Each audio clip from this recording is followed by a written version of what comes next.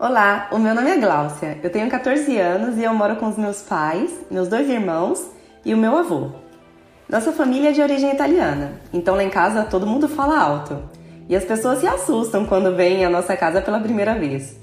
Quando eu levei a minha melhor amiga Letícia em casa, ela me contou que foi embora com dor de cabeça, por causa do barulho das nossas conversas. E nós ríamos bastante e depois ela acabou se acostumando. O meu avô veio morar com a gente assim que a minha avó faleceu. Ele nos contou que não conseguiria continuar na mesma casa. Ele dividiu essa casa com ela por muitos anos e ela era o grande amor da vida dele. A história dele era realmente uma história de amor, sabe? Eles se casaram aos 17 anos e viveram junto até os 80 anos, quando a minha avó ficou bastante doente e acabou falecendo. Era evidente que ele ainda amava.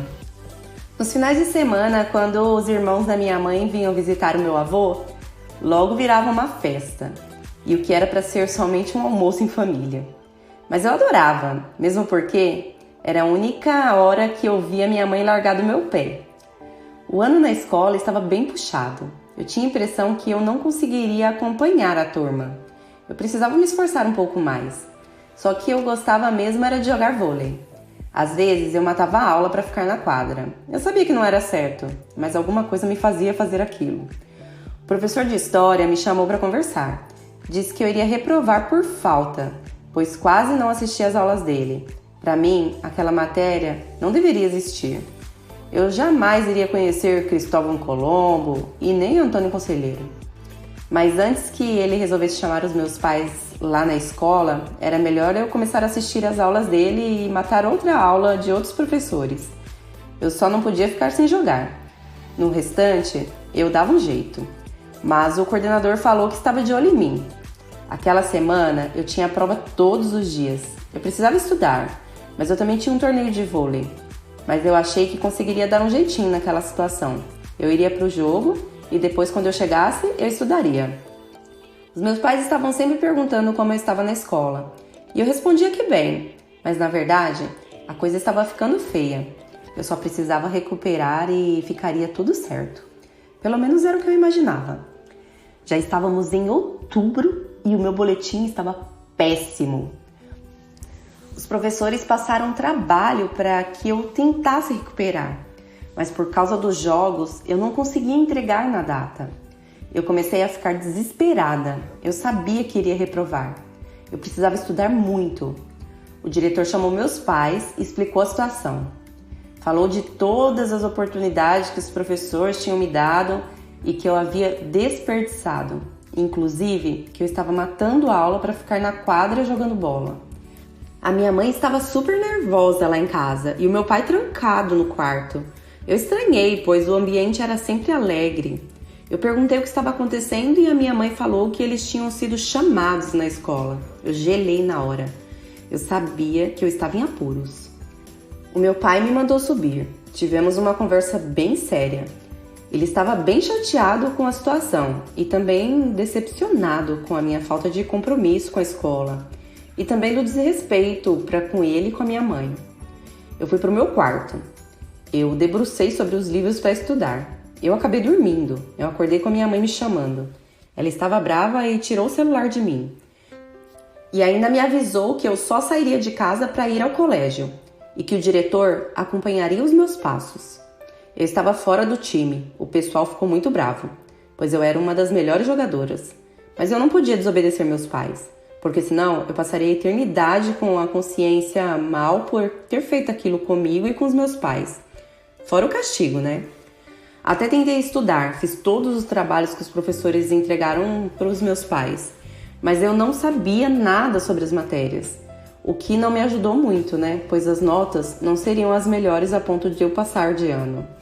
Por um milagre, eu consegui em 3 matérias ter notas boas.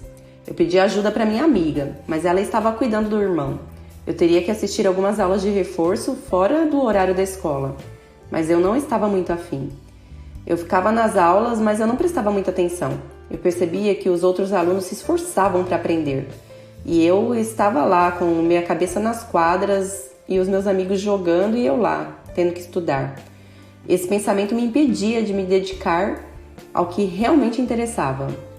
Eu sabia que os meus pais não iam gostar do resultado daquele ano, mas eu já dava por perdido. A única coisa que eu conseguia pensar era que o castigo não fosse tão pesado, que não me impedisse de jogar no próximo ano, sabe? Na última semana de reforço, eu resolvi não ir. Eu aproveitei a oportunidade para ir para a quadra. O time foi a loucura. Eles estavam perdendo, mas assim que eu cheguei, já substituí uma colega e passamos a semana toda ganhando. Com o passar dos dias, eu recebi algumas notícias boas e outras nem tanto. Eu estava de recuperação em 5 matérias. E isso só foi possível porque os meus pais imploraram ao diretor que eu tentasse fazer outras provas. Eu não estava acreditando que ainda teria que ir para a escola mais uma semana. Eu sabia que seria perder meu tempo, mas era uma exigência dos meus pais. Isso estava me tirando o sono. Eu acordava com a minha mãe me chamando para ir para a escola. Fazia questão de me levar de carro para ter certeza que eu estaria lá para fazer as provas. Mas eu estava desmotivada. Terminei aquela semana e junto com ela veio uma triste notícia. O meu avô precisou ser internado. Ele estava com muita febre e os médicos suspeitaram que ele estava com pneumonia. Eu sabia que ele conseguiria sair daquela situação. E depois de uma semana, ele deixou o UTI e foi para o quarto. A minha mãe estava mais alegre. Agora nossa casa vivia mais cheia de gente. Com isso, os meus pais esqueceram um pouco a escola. O meu avô foi para casa. O recebemos com uma festa. Afinal, ele era um guerreiro. Mais uma vez nos tinha nos mostrado o quanto ele era forte. Mas ainda assim, o médico falou que ele precisaria de cuidados e não poderia pegar nenhum resfriado. O diretor ligou para os meus pais uns 3 dias depois. Ele contou que eu havia reprovado. Quando eu percebi quem era o telefone, eu corri para o meu quarto. Agora era questão de minutos até saber qual seria o castigo. Quando meu pai chegou, a coisa ficou feia. Eu ouvi os dois conversando. O meu pai estava muito bravo, mas precisavam fazer algumas coisas com cautela por causa do meu avô. Ele não podia passar nervoso, então a conversa seria um pouco mais leve. Eu fui chamada para conversar. Os meus pais estavam vermelho feito pimentão. Antes deles falarem, eu tentei argumentar, mas logo veio um "fica quieta". Engoli seco. A coisa estava mais feia do que eu poderia imaginar. Eu acho que a minha mãe passou o dia arquitetando o meu castigo. Primeiro, meu pai avisou que eu ficaria o próximo ano sem a minha mesada, para cobrir os gastos que ele teve com material e eu reprovei. E depois, eu poderia avisar o time que eu também não jogaria. Eu fiquei triste. Ficar sem mesada, tudo bem. Mas ficar sem jogar era o castigo mais duro que eles podiam me dar. Eu não sei onde meu pai achou que aquilo era um castigo leve. Eu não queria acreditar, mas eu acho que eu realmente estava merecendo aquilo. Eu sabia que para toda ação não pensada existia uma consequência. Eu teria que estudar com outras pessoas que eu não conhecia. Eu estava realmente triste. Era como se eu estivesse mudando de escola. Eu chamei os meus pais e eu pedi desculpa. Falei que eu tinha entendido o que eu tinha feito e que aquilo estava prejudicando só a mim. Eu passei as férias inteiras estudando. Eu pedi ajuda a todo mundo para tentar entender a matéria. Minha amiga Solange passava as tardes comigo. Eu sei que não era a hora para aquilo, mas eu queria muito compensar o tempo que eu tinha perdido. O meu irmão Sérgio veio conversar comigo. Falou que eu precisava aproveitar as férias. Ele estava preocupado e só queria o meu bem. Eu sabia disso. Mas algo dentro de mim estava me culpando e eu precisava estudar. Aquela era a melhor forma de tentar reparar o meu erro. Quando as aulas recomeçaram, todos os professores vieram me cumprimentar pela minha mudança e pelo meu esforço. Quando eles começaram a explicar a matéria, eu já dizia que sabia, pois tinha aprendido nas férias. No mês de abril, o diretor veio com uma novidade. Chamou os meus pais para uma conversa, elogiou meu desempenho e propôs que eu fizesse 6 meses do ano que eu havia perdido e outros 6 meses do ano que eu deveria estar estudando.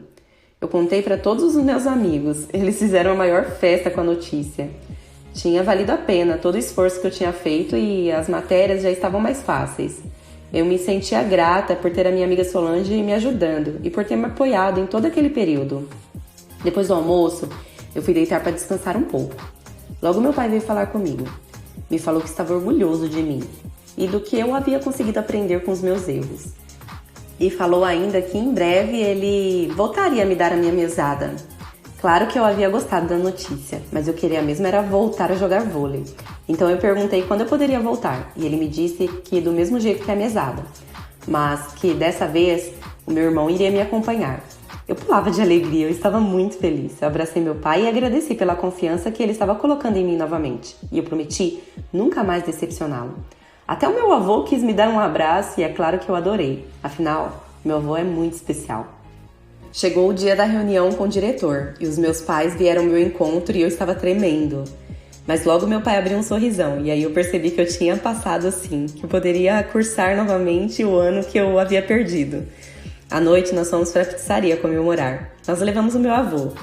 Afinal, a comemoração não teria graça sem ele. A minha mãe e os meus irmãos estavam felizes. Agora eu estava no caminho certo. Oi gente, aqui é a Rê Andrade. Não esqueçam que temos vídeos de segunda a sexta-feira. Nos vemos aqui amanhã, ok? Um beijo e tchau, tchau.